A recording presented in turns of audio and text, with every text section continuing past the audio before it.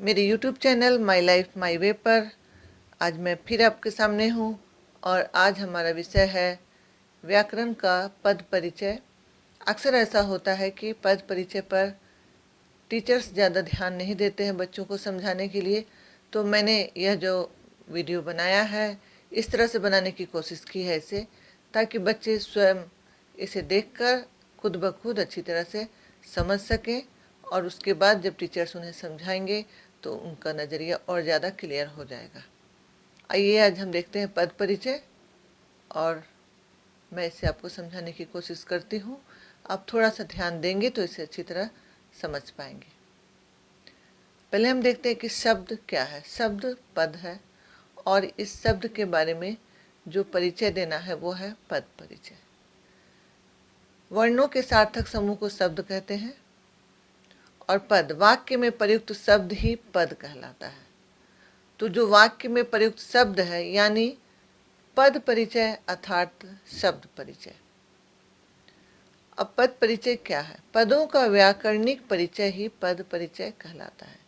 जो पद है यानी शब्द है, किसी भी वाक्य में जो शब्द प्रयुक्त हुए हैं उसमें उन शब्दों के बारे में उनका व्याकरणीय जो परिचय है, व्याकरण के अनुसार जो परिचय उनका हमें देना है वही पद परिचय है। जैसे पद परिचय देने के लिए वाक्य में प्रयुक्त शब्दों के भेद, शब्द के भेद आप पढ़े हैं, उपभेद भी पढ़ा है आपने, लिंग भी पढ़ा है, वचन भी पढ़ा है, कारक भी पढ़ा है। इसे हम किस तरह से किस वाक्य में से कारक को अलग करते हैं या समझते हैं कि ये कौन सा कारक है, ये कौन सा वचन है, एक वचन है, द्विवचन है, बहुवचन है। लिंग भी हम निर्धारित करते हैं, स्त्रीलिंग है, पुल्लिंग है, उभयलिंग है। उपभेद कोशिश करते हैं, शब्दों के भेद कोशिश करते हैं जानने की। ये अलग अलग हमने पढ़ा है। अब हमें सिर्फ इतना करना होता है कि वाक्य के शब्दों में से उसके इन व्याकरणिक परिचय को हमें प्रस्तुत करना होता है। वैसे ये काफ़ी मुश्किल लगता है कि पद परिचय क्या है, किस तरह से करना है, पर यह बहुत ही आसान है। मैं स्टूडेंट्स को खासकर ये बता दूं कि आप एक बार सिर्फ इस वीडियो को ध्यान से देखिए और खुद ब खुद आप थोड़ी सी मेहनत करिए, अपने नोटबुक में इसे लिखिए और कोशिश करिए इसे करने का, तो आप आराम से कर पाएंगे। अब आगे हम देखते हैं। जिस तरह से पद का नाम, संज्ञा अगर पूछा जा रहा है तो उसमें से हमें देखना है कि संज्ञा का क्या है, इसमें से संज्ञा का भेद क्या है, लिंग क्या है, वचन क्या है, कारक क्या है और क्रिया से संबंध क्या है, ये हमें परिचय में देना होता है। इसी तरह सर्वनाम, सर्वनाम अगर उसमें आया है, मैं, वो, ये, उसके, यहाँ, इस तरह से आए हैं तो उसमें सर्वनाम के भेद देखने हैं, पुरुष है या स्त्रीलिंग है ये देखना है, वचन देखना है, लिंग देखना होता है, कारक देखना होता है और क्रिया से उसका संबंध भी देखना होता है, बताना होता है हमें। विशेषण के भेद, वचन, लिंग, विशेष से। इसी तरह क्रिया, तो क्रिया के भेद, वचन, लिंग, पुरुष, काल, वाच्य, कर्म और कर्ता के साथ उसका संबंध बताना होता है। अव्यय है तो अव्यय के भेद बताने हैं कि वो क्रिया विशेषण है, समुच्चय बोधक है, संबंध बताने वाला है या आश्चर्य प्रकट करने वाला है। ये इतनी ही चीज़ें हम आप अगर ध्यान दें तो इतनी ही चीज़ें हमें बतानी होती है पद परिचय में। अब कुछ उदाहरण है जिसके माध्यम से आप, मुझे उम्मीद है कि अच्छी तरह से और समझ पाएंगे और उस क्रिया का उल्लेख भी करना है जिसकी विशेषता यह बता रहा है। इसके बाद उदाहरण आप देखते हैं तो आप और अच्छी तरह से समझ पाएंगे कि किस तरह से हमें परिचय देना है। अगर एक वाक्य है, प्रधानमंत्री नरेंद्र मोदी अमेरिका गए, अगर इसमें आपको ये बोला जाएगा कि सिर्फ प्रधानमंत्री, जो इसको अंडरलाइन कर दिया जाएगा कि इसका पद परिचय दें, तो आप जब प्रधानमंत्री का पद परिचय देंगे तो उसमें लिखेंगे यह जातिवाचक संज्ञा है, क्योंकि प्रधानमंत्री व्यक्तिवाचक नहीं होगा, ये आपको भी पता है। हाँ, इसके लिए आपको थोड़ी सी जानकारी होनी जरूरी है उन चीज़ों के बारे में, संज्ञा, सर्वनाम, कारक, क्रिया, इन सारी चीज़ों के बारे में, ताकि आप अच्छी तरह से पहचान सकें। अगर आपको ये पता नहीं है कि प्रधानमंत्री जातिवाचक है, व्यक्तिवाचक है, समूहवाचक है, भाववाचक है, क्या है, तो आप नहीं लिख पाएंगे। थोड़ा सा दिमाग पर जोर देने से आप आराम से इसे लिख पाएंगे। और ये पुल्लिंग है और एक वचन है। इसके बाद इसमें से अगर नरेंद्र मोदी शब्द को पद परिचय देने के लिए बोला जाए, पद यानी शब्द, शब्द परिचय बोले या पद परिचय बोले, तो नरेंद्र मोदी यह व्यक्तिवाचक संज्ञा है क्योंकि एक खास व्यक्ति के बारे में बोला जा रहा है। और यह पुल्लिंग है, एक वचन है और कर्ता कारक है।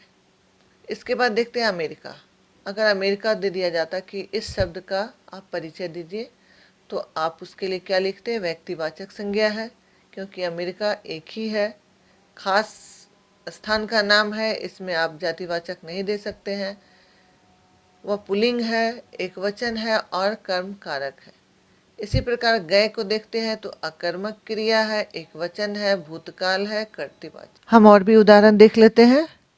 जिस प्रकार हमें अपने देश पर नाज है, इसमें अगर हमें शब्द का पद परिचय देना है तो देख लेते हैं। हमें में है पुरुषवाचक सर्वनाम उत्तम पुरुष। अपने देखते हैं, अपने में निजवाचक सर्वनाम है, पुल्लिंग है, एक वचन है, संबंध कारक है।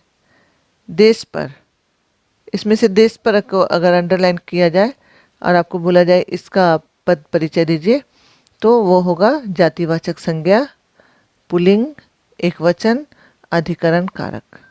और उदाहरण हम देख लेते हैं।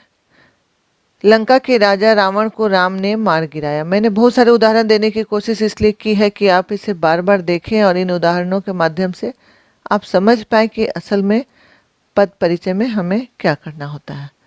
तो लंका के, यहाँ है व्यक्तिवाचक संज्ञा। संज्ञा आपने पढ़ा होगा, ये आप अच्छी तरह से समझ पाएंगे कि कौन व्यक्तिवाचक होता है।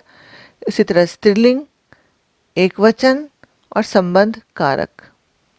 कारक समझना बहुत आसान है, परंतु पढ़ने की इच्छा, समझने की इच्छा आपको पहले रखनी होगी, उसके बाद ही पढ़ना होगा, देखना होगा वीडियो। काफ़ी आसान है, सारी चीज़ें आसान है, ये भी आसान है, थोड़ा सा आपको ध्यान देना है। और अगला देखते हैं राजा।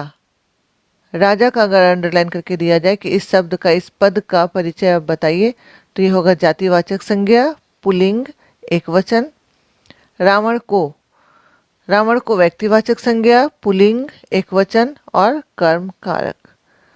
राम ने व्यक्तिवाचक संज्ञा है, पुल्लिंग है, एक वचन है, कर्ता कारक है। यहाँ कर्ता क्यों हुआ है? क्योंकि करने वाले या जो मारने वाले राम थे, इसलिए कर्ता कारक है। कर्ता का चिन्ह आप जानते हैं, कर्ता ने, कर्म का चिन्ह को होता है, तो कर्ता कारक है और क्रिया का कर्ता। मार दिया, सकर्मक क्रिया, यानी कर्म पर प्रभाव पड़ा है, इसलिए सकर्मक है। काल जो है वो भूतकाल है, कर्तृवाच्य है और पुल्लिंग है, एक वचन है। अब रेखांकित अंशों का पद परिचय हम देखते हैं। कुछ और उदाहरण के लिए मैंने लिए हैं ये सारे शब्द। ईमानदारी अनमोल गुण है, तो ईमानदारी अंडरलाइन किया हुआ है, बोला जाएगा इसका आप पद परिचय देख बताइए, तो ये है भाववाचक संज्ञा, एक वचन, स्त्रीलिंग। यह दुर्लभ रत्न है। दुर्लभ का पद परिचय दे तो गुणवाचक विशेषण है, एक वचन है, पुल्लिंग है, रत्न विशेष्य है। विशेष्य का अर्थ होता है कि जिसकी विशेषता बतलाई जा रही हो। कुछ और उदाहरण देख लेते हैं। मनुष्यता भाववाचक संज्ञा है, एक वचन है, स्त्रीलिंग है। भारतीय को देखते हैं तो भारतीय जातिवाचक संज्ञा है, बहुवचन है, पुल्लिंग है, कर्ता कारक है। धार्मिक को देखते हैं तो यह गुणवाचक विशेषण है, बहुवचन है, स्त्रीलिंग है और विशेष्य है। सच्चाई भाववाचक संज्ञा है, एक वचन है, स्त्रीलिंग है, संबंध कारक है। पाप यह भाववाचक संज्ञा है, एक वचन है, पुल्लिंग है और अपादान कारक है। तुम यह उत्तम पुरुष है, सर्वनाम है, एक वचन है, पुल्लिंग है और कर्ता कारक है। अभी कालवाचक क्रिया विशेषण है और क्रिया का विशेषण है। यह समुच्चय बोधक अव्यय है, दो वाक्यों को जोड़ने वाला है। किसका? यह अनिश्चयवाचक सर्वनाम है, एक वचन है, पुल्लिंग है। रसोई से, यह जातिवाचक संज्ञा है, एक वचन है, स्त्रीलिंग है और अपादान कारक है। चलिए आपके सामने मैं इस एक को स्पष्ट कर दूं और अच्छी तरह से कि रसोई से, रसोई व्यक्तिवाचक संज्ञा नहीं है, आपको पता है यह जातिवाचक संज्ञा है। तो यहाँ पर हम लिखेंगे जातिवाचक संज्ञा। एक रसोई के बारे में बात की जा रही है, रसोइयाँ नहीं कहा जा रहा, रसोई कही जा रही है, इसलिए यह एक वचन है। रसोई स्त्रीलिंग होती है, इसलिए स्त्रीलिंग लिखेंगे हम। और रसोई से यानी कारक का चिन्ह में दो जगह से आता है, करण से और अपदान से। तो द्वारा, यहाँ रसोई द्वारा कहने की कोई बात नहीं है कि रसोई से कोई कुछ किया जा रहा है, यह द्वारा की बात यहाँ नहीं है। तो रसोई जब द्वारा नहीं है, से का चिन्ह या द्वारा प्रकट नहीं कर रहा है, तो इसका मतलब है कि रसोई से कोई चीज या तो बाहर आ रही है या जा रही है। यहाँ पर करण कारक नहीं है, इसलिए यह कि यहाँ पर अपदान कारक का प्रयोग हुआ है। इस तरह से अगर एक को मैंने पकड़ के बताया है, आप सभी के ऊपर ध्यान देंगे तो ये आप समझ पाएंगे। जिस प्रकार किसका किसका यह निश्चयवाचक सर्वनाम नहीं है, यह अनिश्चयवाचक। यह एक प्रश्न प्रस्तुत करता है, इसलिए जो जिसमें अनिश्चितता होती है यह अनिश्चयवाचक सर्वनाम है, एक वचन है और पुल्लिंग है। इसी प्रकार और को देखें तो हमें पता है कि यह एक अव्यय है जो दो शब्दों को या दो वाक्यों को जोड़ता है।